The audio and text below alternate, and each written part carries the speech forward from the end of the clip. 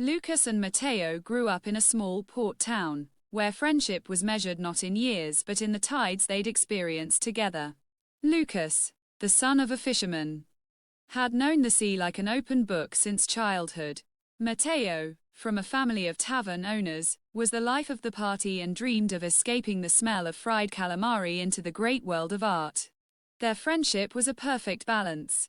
Lucas kept Mateo grounded, and Mateo taught Lucas to dream. They built their greatest dream in an old shed on the pier, a boat. Not just any flatboat, but a real sailing vessel, assembled from old planks washed up by the sea and parts from dismantled engines.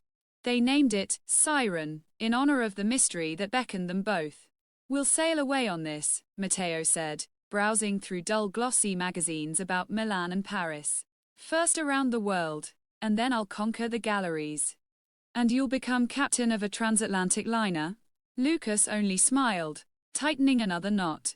For him, the Sirena was the world.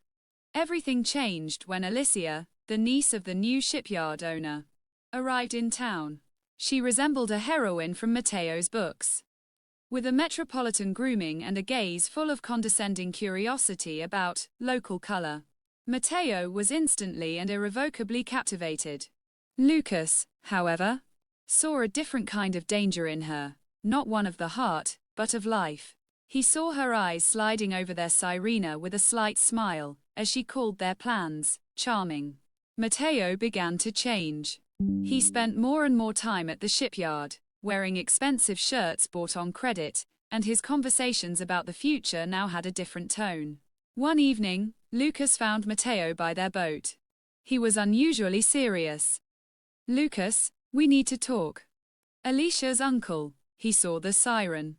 He says the design is brilliant for something so improvised. He wants to buy the plans and the idea for mass production of small tourist yachts. It's a huge amount of money. With it, I can go to school, and you can build a new, real boat." The air between them grew thick and salty, like before a storm.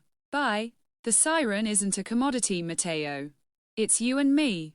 It can't be sold piecemeal," Lucas said quietly. "This is a chance." Mateo exploded. "You always cling to the old. The world is bigger than our barn."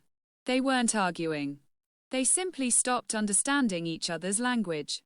Lucas refused. Mateo, gritting his teeth, said, "I'm sorry, but I can't pass up this chance."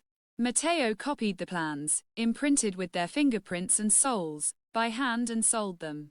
He signed a contract listing Mateo Rivera as the sole author of the concept. He used the money to leave for Barcelona with Alicia. Lucas stayed behind. He didn't build a new boat. He slowly alone dismantled the Sirena down to the last nail. He either burned every plank in the kiln or set it free at sea, to the mercy of the tides. It was a painful but necessary farewell ritual. Years passed. Mateo became a successful interior designer for luxury yachts. His name occasionally appeared in specialist magazines. Alicia, who had played the role of the gateway to this new life, became first his wife and then his business partner. Their union was elegant and cool, built on mutual benefit and impeccable taste. The passion that began it all had long since evaporated, like sea fog in the morning sun, leaving behind only a clear, devoid of illusions contract called marriage. They were a beautiful couple at gallery openings, but their quiet haven had long since become a comfortable, well-appointed port of stagnation. Mateo's work, as an astute critic once noted, was technically impeccable, but lacking soul. That elusive story that turns a vessel into a legend. Each project displayed the hand of a master, but lacked heart. He designed floating palaces, but they remained mere objects. One autumn evening, Lucas, now captain of his own modest excursion boat, was returning with a group of tourists. On the dock, near the ornate, snow-white yacht, he saw a familiar silhouette. It was Mateo.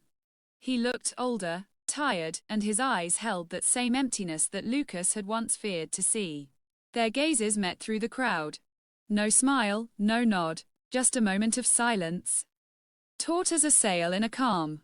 Mateo began something hesitantly, took a step, but Lucas simply turned to his tourists, pointed to the lighthouse in the distance, and began his usual tale. See that old lighthouse? It's survived hundreds of storms.